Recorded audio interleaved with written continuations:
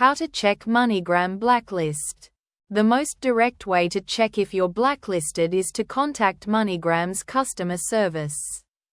You can reach out to them through their official website, or by visiting a Moneygram agent location.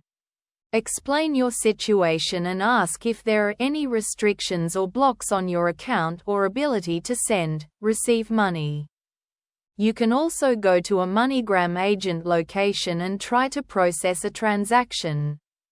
If you're blacklisted, the system will likely deny the transaction, and the agent might be able to provide you with information or a reason for the block. If you try to send or receive money and the transaction is blocked, you may receive an error message like "Transaction declined." Moneygram may blacklist customers for reasons such as suspicious activity, fraud, or violations of their terms of service. Thanks for watching.